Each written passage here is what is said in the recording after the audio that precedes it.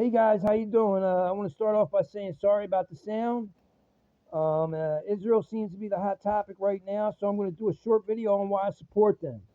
I have some notes I'll be referring to, so bear with me. All right, I want to start by saying, for the record, that the Jews, they didn't colonize Israel. Gaza wasn't seized by Israel, and our partitioning of the region wasn't decided by the Jews, but by a vote of the United Nations, and that was in 1947. And everyone from Russia to Haiti voted for it. So my views, they may vary when people ask me why I support Israel, but my response is always the same. And that's why wouldn't I? Why wouldn't I support a nation where open elections, free speech, and religious tolerance are the standards of the nation? The same way America's supposed to be. They have free press, independent judiciary, and they're one of our strongest allies in the Middle East. So to me, in a common sense world, asking why I support Israel will be the same as asking why I support Australia or Canada or the UK. You know, now I want to make a point. Also that every military action Israel has ever taken has been to protect itself. They're not an aggressor state; they're a defensive state. From the beginning, in 1947, when they were still a fledgling nation, they were attacked by five surrounding Arab nations, and that was Egypt, Iran, Lebanon, Syria, and Jordan. And no one came to their aid, and they still prevailed. Then again in 67, they were attacked by Egypt, Jordan, and Syria. That's two. Then again in 73, they were attacked by Egypt and Syria. And all three times they prevailed. So if you think about it, for real, there hasn't been a time in their history where they didn't suffer some type of terrorist attack, or some type of missile barrage coming over the strip there. And then what about the two intifadas? They're so-called bloody waves of terror. In the late 80s was the first one. It started in December of 87 and it ended in September of 93. That's 6 continual years of terror, not knowing whether you're going to, be blown up on the way to work, school, shopping, at a wedding, at a movie, or just anywhere traveling in public.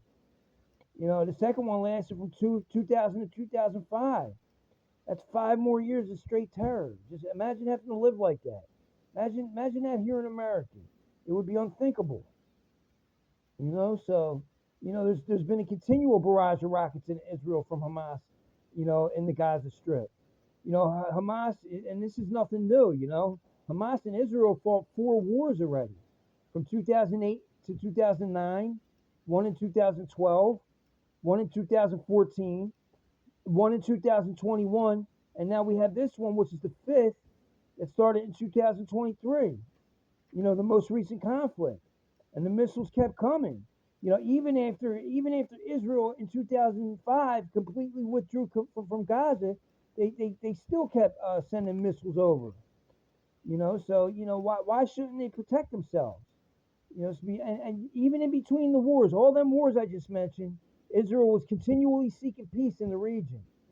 And they actually accomplished peace with Egypt and Jordan. They signed a peace agreement with Egypt in 1979, and they were called the Camp David Accords. They were signed by President Carter, the Egyptian president at the time, Anwar Sadat, and the Israeli Prime Minister, Menachem Begin. And this was the framework for a very historic peace treaty. That was historic. I'm not going to get into the history now, but that's a whole nother video. But I just want to stick to why I support Israel and the facts. And the second treaty was signed in October of '94, and that was between Jordan and Israel.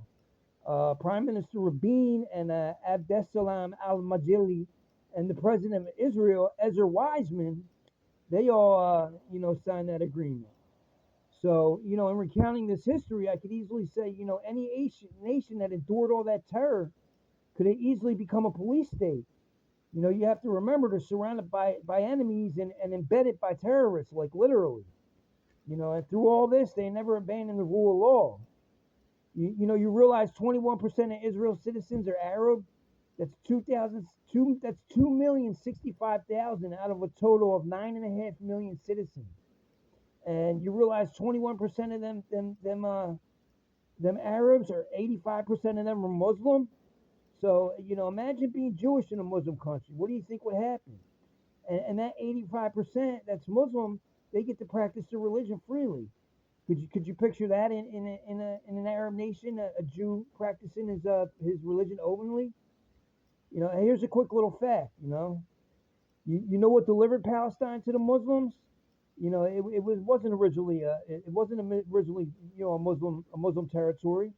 Well, I'll tell you what. There was a battle. It was called the Siege of Jerusalem. It was seized by Caliph Umar, and he was one of the Prophet Muhammad's closest companions. And it took place in Jerusalem. So Palestine was originally inhabited by Semitic people, all the way back to the Canaanites in the Bible. So back to what I was saying about 21% of the nation being Muslims. So not only are they free to practice their religion, but they all have every freedom the Jews do. They also occupy key positions in the nation's courts, in the press, and in the government. Do you see that in any Muslim nation? Any Jews in power positions? Any Jews allowed to practice their religion freely without persecution? They even have their own parties representing them in Israel's government. To say that Muslims in Israel are the freest Muslims in the region is an understatement. They're more free in Israel than they are in their own countries. Even Muslim prisoners in Israel are fed well, treated well, and get the best possible medical care. Picture that. Even through all the wars and terror, Israel survived. And not only survived, but thrived and contributes to the world exponentially.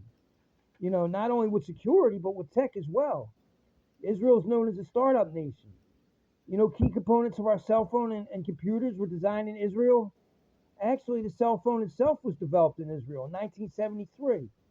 Also, Microsoft Windows, Intel computer chips, instant messaging, and even many medical devices. Like state-of-the-art surgical lasers, intelligent medical sensors that can be used to track and direct instruments to an exact three-dimensional location in the heart or other organs via a real-time virtual image. That was invented in Israel.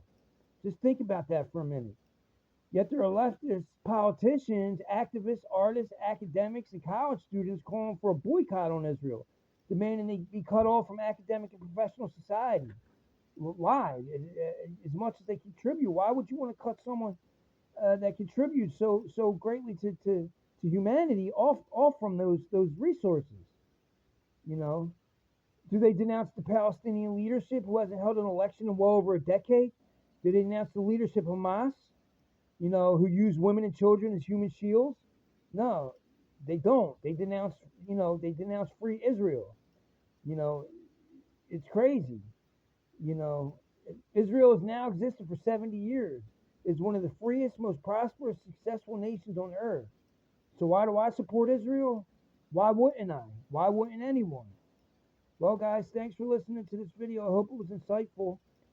If you enjoyed it and you want to hear more facts, I want to make another Israel video. Hit the subscribe and like button, please, and it'll motivate me to make more. I'll get the sound better and I'll get the background nicer. I'll edit it better. This is just really my first video for real. So guys, show me support. That would be great. Subscribe would help me out a lot, and I'll make some more videos. Thanks for watching, guys. Have a great night.